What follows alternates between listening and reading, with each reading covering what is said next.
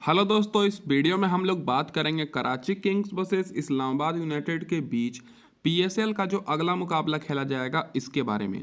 और दोस्तों दोनों टीम्स के स्टैट्स के ऊपर पूरी डिटेल एनालिसिस करेंगे और स्मॉल लीग और ग्रैंड लीग की टीम कॉम्बिनेशन भी देखेंगे। तो कराची किंग्स की बात करें दोस्तों तो अपना पिछला मुकाबला जीत कर आ रहे हैं और अच्छे फॉर्म में हैं। और वहीं इस्लामाबाद यूनाइटेड दोस्तों लगातार 3 मुकाबला ये अपना पिछला हार करा रहे हैं और बहुत ही बुरे फॉर्म में हैं। तो गौर कीजिएगा दोस्तों, ये जो मुकाबला है नेशनल स्टेडियम कराची में खेला जाएगा, जो कि कराची किंग्स का होम ग्राउंड रहने वाला है। तो डायरेक्ट बात कर लेते हैं दोस्तों इस ग्राउंड की पिच रिपोर्ट के ऊपर।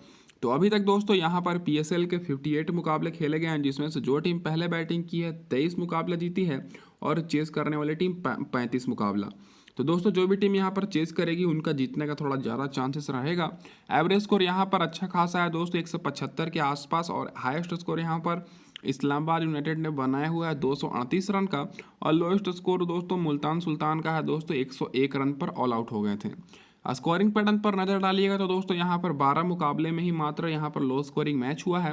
बाकी दोस्तों 150 और 170 के बीच में 13 बार स्कोर बना है, 170 और 190 के बीच में 14 बार और 190 के ऊपर 19 बार यहाँ पर स्कोर जा चुका है। तो यहाँ पर आप लोग अंदाज़ा लगा ही सकते हैं एवरेज स्कोर के हिसाब से कि यहाँ पर कितना हाई स्कोरिंग मैच यहाँ पर आपको देखने को मिलेगा।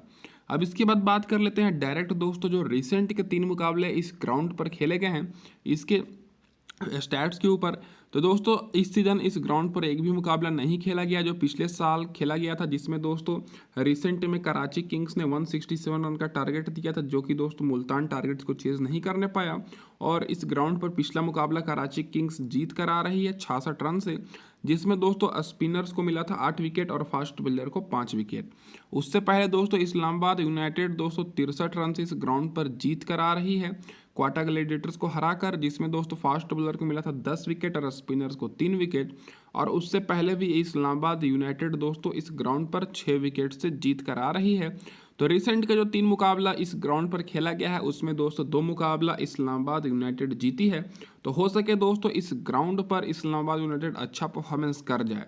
अब इसके बाद दोस्तों बात कर लेते हैं तो यहाँ पर स्पिनर्स के साथ साथ फास्ट बॉलर को भी मदद मिल रही है, तो दोस्तों आपको यहाँ पर ध्यान देते हुए टीम बनानी है। अब इसके बाद आगे बात कर लेते हैं हेड टू हेड रिकॉर्ड्स के ऊपर। तो दोनों टीम्स के बीच अभी तक पूरे पीएसएल के इतिहास में 20 बार आमने सामने मुकाबला हुआ है। और यहाँ पर आप लोग हेड टू हेड देखकर दंग रह जाइएगा कि दोस्तों 20 मुकाबले में मात्र 6 ही मुकाबले में कराची किंग्स बाजी मारी है, नहीं तो दोस्तों 14 मुकाबले में इस्लामाबाद यूनाइटेड जीती है। तो हेड टू हेड में कहीं ना कहीं इस्लामाबाद यूनाइटेड का पगड़ा बहुत ही भारी है दोस्तों कराची किंग्स के ऊपर। तो इस मुकाबले में भी इस्लामाबाद दोस्तों फेवरेट रहेगी, भले ही पिछला अपना तीनों मुकाबला हारी हो।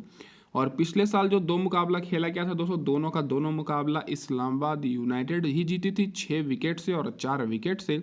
और रिसेंट परफॉर्मेंस देख लेते हैं दोस्तों, तो यहाँ 3 मुकाबले में 2 मुकाबला जीती है दोस्तों कराची किंग्स इस सीज़न, और इस्लामाबाद यूनाइटेड इस सीज़न 4 मुकाबले में से केवल एक ही मुकाबला जीती है और लगातार 3 मुकाबला हार कर आ रही है। अब दोस्तों आगे प्लेइंग 11 और स्टैट्स डिस्कस करने से पहले मैं आप सभी को ये बोल दूँ कि जिन्होंने भी अभी तक टेलीग्राम चैनल ज्वाइन नहीं किया है, लिंक मैंने डिस्क्रिप्शन में दिया है, सभी लोग फटाफट से ज्वाइन कर लीजिए। इधर मैं आपको ज़्यादा टाइम वेस्ट नहीं करूंगा, क्योंकि आपको अगर स्पेशल टीम चाहिए, फाइनल टीम चाहिए जो कि टॉस के बाद आपको बिल्कुल फ्री में टेलीग्राम पर मिलेगी, तो आप सभी को ज्वाइन करना बहुत ही ज़्यादा जरूरी है। बहुत सारे लोग जुड़ चुके हैं, तो आप भी मौका का फ़ायदा उठाइए। और मैं आप लोगों से ज़्यादा कुछ नहीं मांगता, बस दोस्तों वीडियो को लाइक कर दीजिए, मेरे लिए इतना ही काफ़ी है। अब इसके बाद डायरेक्ट बात कर लेते हैं दोस्तों कराची किंग्स की इस मुकाबले में क्या रहेगी प्लेइंग 11। तो इधर से आपको शान मसूद ओपनिंग करते हुए दिखेंगे दोस्तों मोहम्मद आलिक के साथ, और जो कि दोस्तों विकेट कीपर हैं। फिर तीसरे नंबर पर जेम्स वाइन्स दिखेंगे, फिर शोहेब मलिक चौथे नंबर पर, फिर किरण पोलार्ड, फिर मोहम्मद नवाज, फिर इरफान खान, डैनियल सेम्स जो कि 8वें नंबर पर हैं, ऑलराउंडर हैं, और हसन अली 9वें नंबर पर आपको खेलते हुए दिखेंगे, फिर तबरेज शमसी और मीर हमजा। तो दोस्तों कराची किंग्स की ये रहेगी प्लेइंग 11, और कोई भी जहाँ तक मुझे लग रहा है बदलाव देखने को नहीं मिलेगा, क्योंकि इनका दोस्तों पिछला दोनों मुकाबला ये जीत कर आ रहे हैं। अब डायरेक्ट बात कर लेते हैं इन सारे प्लेयर्स के रिसेंट परफॉर्मेंस के ऊपर। तो सबसे पहले बैट्समैन पर नज़र डाली जाए तो दोस्तों बैटिंग सेक्शन से देखा जाए तो शान मसूद पिछले दोनों मुकाबले में फ्लॉप रहे हैं। पिछले मुकाबले में मात्र 10 रन बनाने पाए थे और उससे पहले 12 रन। और यहाँ पर आलिक की बात करें तो पिछले मुकाबले में 7 रन ही बनाने पाए और उससे पहले 24 रन बनाए थे।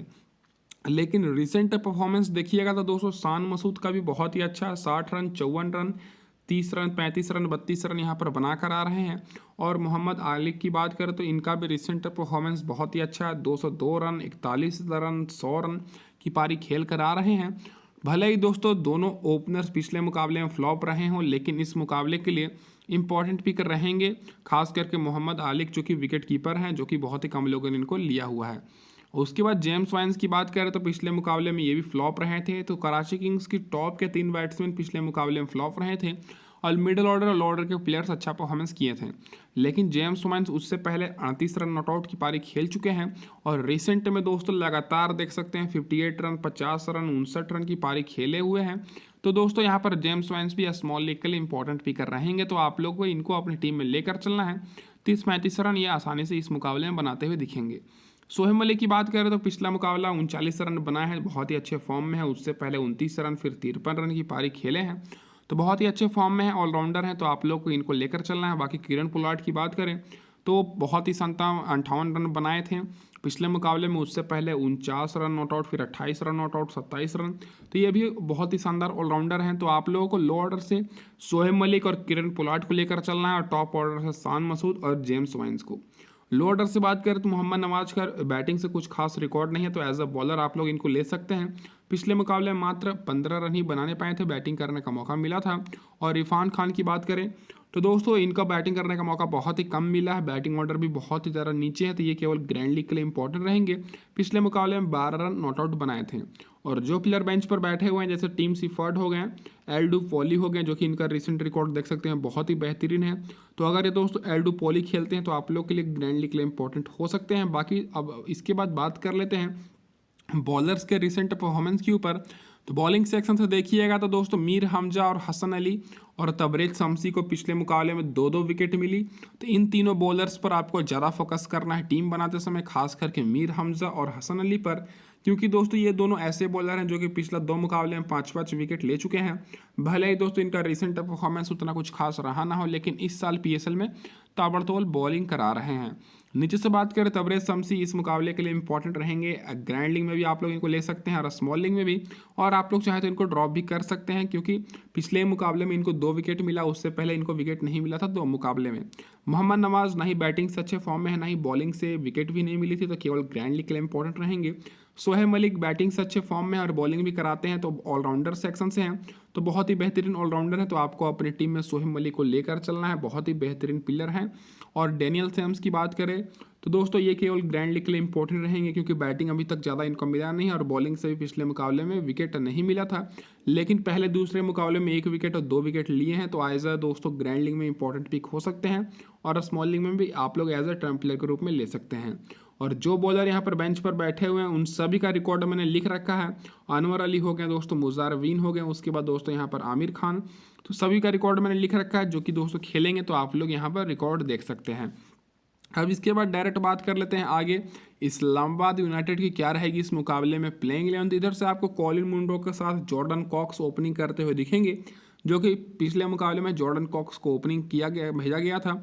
फिर तीसरे नंबर पर कप्तान सदाब खान, फिर आगा सलमान, उसके बाद दोस्तों 5वें नंबर पर आजम खान, फिर हैदर अली को पिछले मुकाबले में खिलाया गया था, फिर इमाद वसीम, फ़हीम अशरफ, हुनैन शाह और नसीम शाह और टी माइल्स। तो दोस्तों ये रहेगी इस्लामाबाद यूनाइटेड की प्लेइंग 11।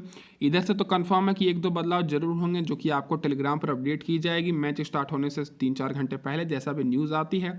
तो आप सभी लोग टेलीग्राम चैनल पर ज्वाइन कर लीजिएगा। और इस वीडियो का दोस्तों चलिए गिव का सवाल पूछ लेते हैं कि आप सभी को सिंपली बताना है कि कौन सा प्लेयर सबसे ज़्यादा रन बनाएगा इस मुकाबले में और कौन सा बॉलर सबसे ज़्यादा विकेट लेगा। जिन भाई का सही जवाब रहेगा टेलीग्राम पर गिवे के विनर्स अनाउंस की जाएगी, तो सभी लोग पार्टिसिपेट जरूर कीजिएगा।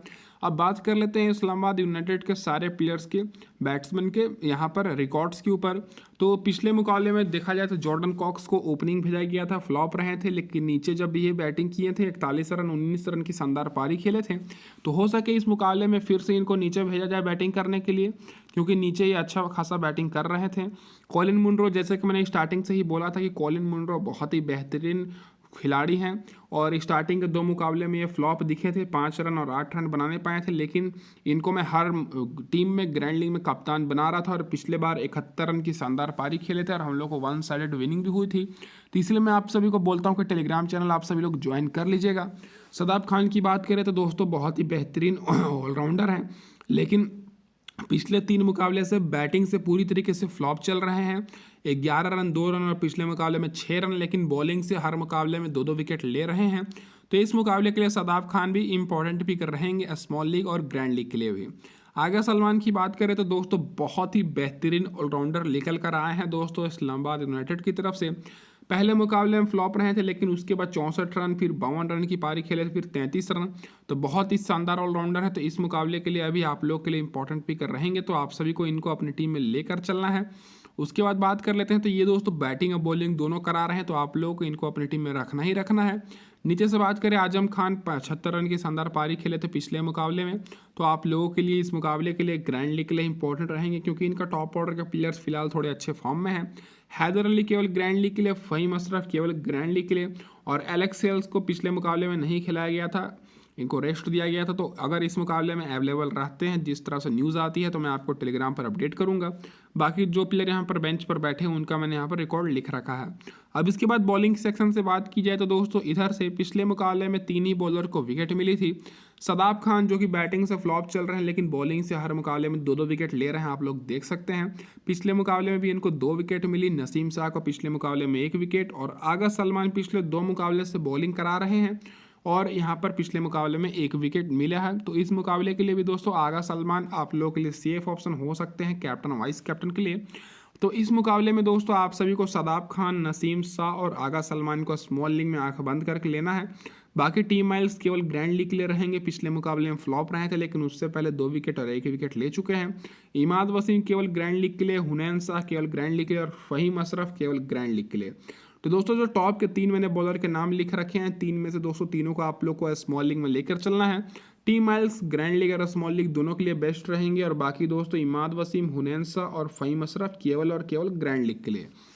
अब इसके बाद बात कर लेते हैं जो बॉलर बेंच पर बैठे हुए हैं। जैसे दोस्तों उबैद शाह हो गए, स्टार्टिंग में खेले थे लेकिन अच्छा परफॉर्मेंस ना होने के कारण इनको बेंच पर बैठाया गया था। और जो बॉलर यहाँ पर बेंच पर बैठे हैं, इनमें से जो भी खेलता है तो आप लोग यहाँ पर देख सकते हैं। ये तो होगी दोस्तों यहाँ पर हमारी पूरी डिटेल एनालिसिस। अब हम लोग बात कर लेते हैं टीम कॉम्बिनेशन के ऊपर। तो ये रहने वाली है दोस्तों यहाँ पर हमारी फाइनल टीम, और आप सभी लोग टेलीग्राम पर ज्वाइन कर लीजिएगा टॉस के बाद सारे अपडेट्स पाने के लिए। तो दोस्तों जो हमारी टीम का कप्तान लेकर चल रहे हैं शादाब खान को, और वाइस कप्तान दोस्तों यहाँ पर शोएब मलिक को। लेकिन शादाब खान से भी बेहतरीन आप लोग के लिए आगा सलमान ऑप्शन हो सकते हैं, क्योंकि कभी कभी ये पहले आ जाते हैं बैटिंग करने, और पिछले 3 मुकाबले से फॉर्म में भी हैं और बॉलिंग भी करा रहे हैं 4-4 ओवर हर मुकाबले में। तो आप लोग शादाब खान नहीं तो आगा सलमान दोनों में से किसी एक को कप्तान कर सकते हैं। और वाइस कप्तान दोस्तों यहाँ पर शोएब मलिक मेरे हिसाब से बेस्ट रहेंगे, क्योंकि बैटिंग करने सेकंड डाउन आते हैं, बॉलिंग भी करा रहे हैं।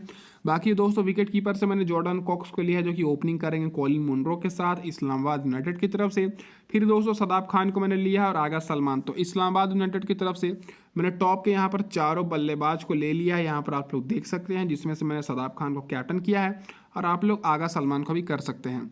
और वहीं दोस्तों कराची किंग्स की तरफ से बात करें तो दोस्तों यहाँ पर मैंने लिया है ओपनर शान मसूद को। यहाँ पर एक विकेट कीपर में दोस्तों वो ओपनर है मोहम्मद, उनको मैंने नहीं लिया है। फिर फर्स्ट डाउन आएंगे बैटिंग करने जेम्स वाइन को लिया है, फिर शोएब मलिक और किरण पोलार्ड को लिया है। तो दोस्तों यहाँ पर ऑलराउंडर्स और बैट्समैन और विकेट कीपर मिलाकर मैंने दोनों टीम्स की तरफ से देख सकते हैं कि 4-4 टॉप ऑर्डर के बैट्समैन को लिया हुआ है, और ऑलराउंडर मिलाकर दोनों टीम्स की तरफ से मैंने यहाँ पर 3-3 बॉलर को भी ले लिया है। तो ये दोस्तों मेरी पूरी बैलेंस टीम रहेगी, क्योंकि कराची किंग्स अच्छे फॉर्म में है और इस्लामाबाद यूनाइटेड अच्छे फॉर्म में नहीं है इस सीजन। लेकिन हेड टू हेड में इस्लामाबाद का बहुत ही शानदार परफॉर्मेंस रहता है, तो कांटे की टक्कर आपको देखने को मिलेगी। बॉलिंग से नसीम शाह को मैंने ले लिया है, हैदर अली और यहाँ पर मीर हमजा को। तो 3 मैं बॉलर ले रहा हूँ, 3 में से 2 बॉलर मेरे कराची किंग्स के रहेंगे और 1 बॉलर यहाँ पर इस्लामाबाद यूनाइटेड के। तो ये दोस्तों मेरी पूरी बैलेंस टीम रहने वाली है, जहाँ पर मैंने टॉप ऑर्डर के भी प्लेयर को लेकर रखा है, मिडिल ऑर्डर के भी, लो ऑर्डर के भी, और बॉलर भी मैंने लेकर रखा है, स्पिन बॉलर भी, फास्ट बॉलर भी, क्योंकि दोनों बॉलर्स को इस ग्राउंड पर मदद मिलती है। तो दोस्तों इस वीडियो में बस इतना ही। वीडियो देखने के लिए बहुत बहुत धन्यवाद। चैनल पर पहली बार है तो सब्सक्राइब जरूर कर दीजिएगा, ताकि आगे के सारे अपडेट्स आपको सबसे पहले मिले। धन्यवाद दोस्तों आप सभी का वीडियो देखने के लिए।